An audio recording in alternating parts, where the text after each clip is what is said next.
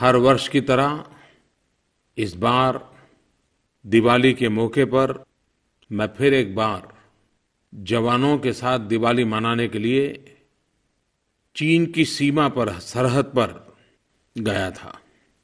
ITBP के जवान, सेना के जवान, उन सबके साथ हिमालय की ऊंचाइयों में दिवाली मनाई। मैं हर बार जाता हूं, लेकिन इस दिवाली का अनुभव कुछ और था। देश के 125 करोड़ देशवासियों ने जिस अनूठे अंदाज में यह दिवाली सेना के जवानों को समर्पित की, सुरक्षा बलों को समर्पित की, इसका असर वहां हर जवानों के चेहरे पर अभिव्यक्त होता था। वो भावनाओं से भरे भरे दिखते थे। और इतना ही नहीं, देशवासियों ने जो शुभकामनाएं, संदेश भेजे, अपनी खुशियों में देश के सुरक्षा बलों को शामिल किया, एक अद्भुत रिस्पांस था। और लोगों ने सिर्फ संदेश भेजे ऐसा नहीं, मन से जुड़ गए थे। किसी ने कविता लिखी, किसी ने चित्र बनाए, किसी ने कार्टून बनाए, किसी ने वीडियो बनाए। यानी न जाने हर घर सेनानियों की जैसे चौकी बन गया था। और जब ये चिट्ठियां मैं देखता था तो मुझे भी बड़ा आश्चर्य हो रहा था कि कितनी कल्पकता है, कितनी भावनाएं भरी हैं। और उसी में से माय गॉव को विचार आया कि कुछ चुनिंदी चीजें निकाल करके उसकी एक कॉफी टेबल बुक बनाई जाए। काम चल रहा है। आप सबके योगदान से, देश के सेना के जवानों की भावनाओं को, आप सबकी कल्पकता से देश के सुरक्षा बलों के प्रति आपका जो भाव विश्व है वह इस ग्रंथ में संकलित होगा। सेना के एक जवान ने मुझे लिखा, प्रधानमंत्री जी, हम सैनिकों के लिए होली, दिवाली, हर त्योहार सरहद पर ही होता है। हर वक्त देश की हिफाजत में डूबे रहते हैं। हाँ, फिर भी त्योहारों के समय घर की याद आ ही जाती है। लेकिन सच कहूं, इस बार ऐसा नहीं लगा। ऐसा कतई फील नहीं हुआ कि त्योहार है और मैं घर नहीं हूं। ऐसा महसूस हुआ मानो हम भी 125 करोड़ भारतवासियों के साथ दिवाली मना रहे हैं। मेरे प्यारे देशवासियों, जो एहसास इस दिवाली, इस माहौल में जो अनुभूति हमारे देश के सुरक्षा बलों के बीच, जवानों के बीच जगा है, क्या ये सिर्फ कुछ मौकों पर ही सीमित रहना चाहिए? मेरी आपसे अपील है कि हम एक समाज के रूप में, राष्ट्र के रूप में अपना स्वभाव बनाएं, हमारी प्रकृति बनाएं। कोई भी उत्सव हो, त्योहार हो, खुशी का माहौल हो, हमारे देश के सेना के जवानों को हम किसी न किसी रूप में जरूर याद करें। जब सारा राष्ट्र सेना के साथ खड़ा होता है तो सेना की ताकत 125 करोड़ गुना बढ़ जाती है। कुछ समय पहले मुझे जम्मू कश्मीर से वहां के गांव के सारे प्रधान मिलने आए थे। जम्मू कश्मीर पंचायत कॉन्फ्रेंस के ये लोग थे। कश्मीर घाटी से अलग अलग गांवों से आए थे। करीब 40-50 प्रधान थे। काफी देर तक उनसे मुझे बातें करने का अवसर मिला। वे अपने गांव के विकास की कुछ बातें लेकर के आए थे, कुछ मांगे लेकर के आए थे। लेकिन जब बात का दौर चल पड़ा तो स्वाभाविक था, घाटी के हालात, कानून व्यवस्था, बच्चों का भविष्य, ये सारी बातें निकलना बड़ा स्वाभाविक था। और इतने प्यार से, इतने खुलेपन से गांव के इन प्रधानों ने बातें की, हर चीज मेरे दिल को छूने वाली थी। बातों बातों में कश्मीर में जो स्कूलें जलाई जाती थी उसकी भी चर्चा हुई। और मैंने देखा कि जितना दुख हम देशवासियों को होता है, इन प्रधानों को भी इतनी ही पीड़ा थी।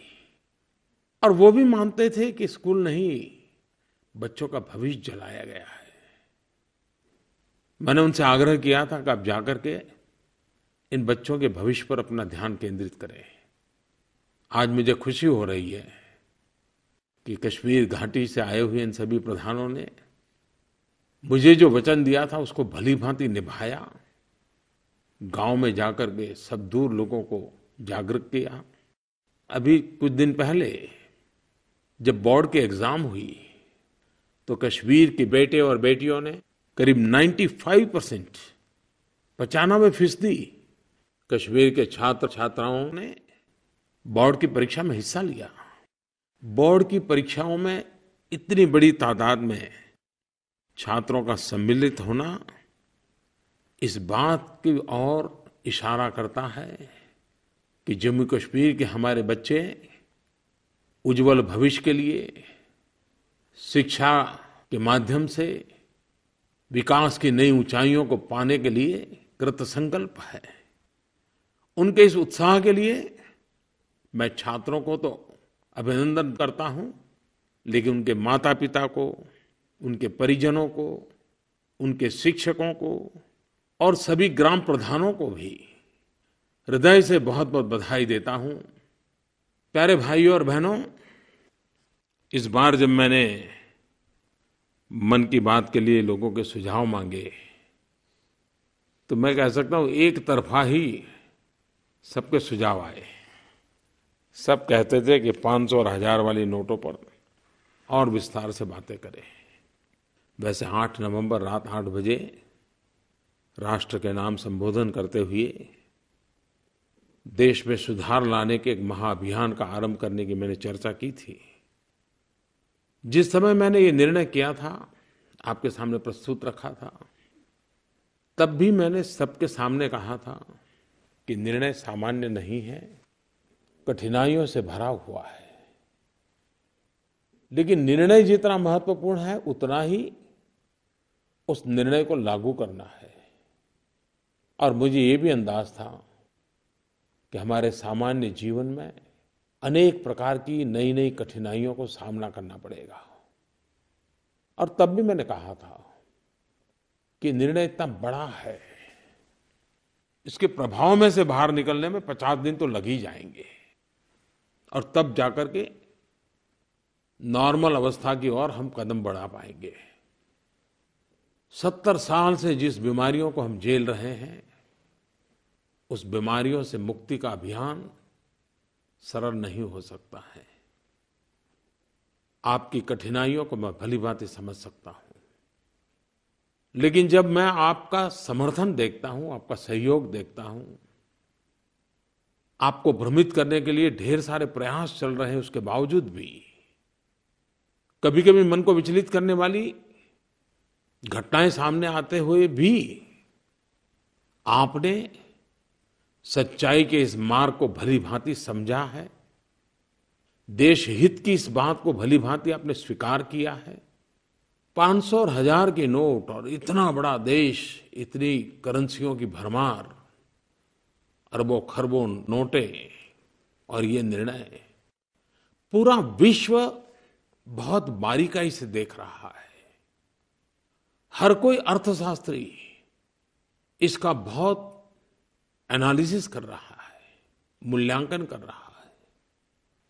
पूरा विश्व इस बात को देख रहा है कि हिंदुस्तान के 125 करोड़ देशवासी कठिनाइयां झेल करके भी सफलता प्राप्त करेंगे क्या? विश्व के मन में शायद प्रश्न चिन्ह हो सकता है। भारत को, भारत के 125 करोड़ देशवासियों के प्रति सिर्फ श्रद्धा ही श्रद्धा है, विश्वास ही विश्वास है कि 125 करोड़ देशवासी संकल्प पूर्ण करके ही रहेंगे और हमारा देश सोने की तरह हर प्रकार से तप करके, निखर करके निकलेगा। और उसका कारण इस देश का नागरिक है, उसका कारण आप है। इस सफलता का मार्ग भी आपके कारण ही संभव हुआ है।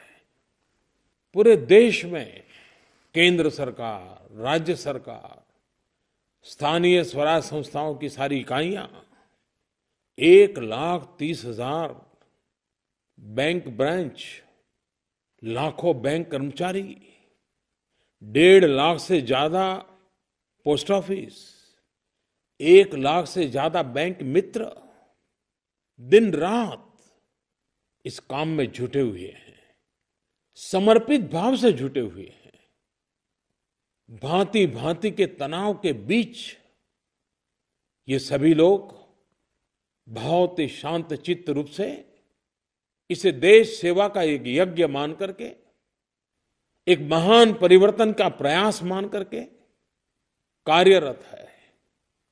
सुबह शुरू करते हैं, रात कब पूरा होगा पता तक नहीं रहता है, लेकिन सब कर रहे हैं। और उसी का कारण है कि भारत इसमें सफल होगा, ये स्पष्ट दिखाई दे रहा है। और मैंने देखा है कि इतनी कठिनाई के बीच बैंक के, पोस्ट ऑफिस के सभी लोग काम कर रहे हैं। और जब मानवता के मुद्दे की बात आ जाए तो वो 2 कदम आगे दिखाई देते हैं। किसी ने मुझे कहा कि खंडवा में एक बुजुर्ग इंसान को एक्सीडेंट हो गया, अचानक पैसों की जरूरत पड़ गई। वहां स्थानीय बैंक के कर्मचारी के ध्यान में आया और मुझे ये जानकर के खुशी हुई कि खुद जाकर के उनके घर उस बुजुर्ग को उन्होंने पैसे पहुंचाए ताकि इलाज में मदद हो जाए। ऐसे तो अनगिनत किस्से हर दिन टीवी में, मीडिया में, अखबारों में, बातचीत में सामने आते हैं। इस महायज्ञ के अंदर परिश्रम करने वाले, पुरुषार्थ करने वाले इन सभी साथियों का भी मैं हृदय से धन्यवाद करता हूं। शक्ति की पहचान तो तब होती है जब कसौटी से पार उतरते हैं। मुझे बराबर याद है जब प्रधानमंत्री के द्वारा जनधन योजना का अभियान चल रहा था और बैंक के कर्मचारियों ने जिस प्रकार से उसको अपने कंधे पर उठाया था और जो काम 70 साल में नहीं हुआ था उन्होंने करके दिखाया था, उनके सामर्थ्य का परिचय हुआ।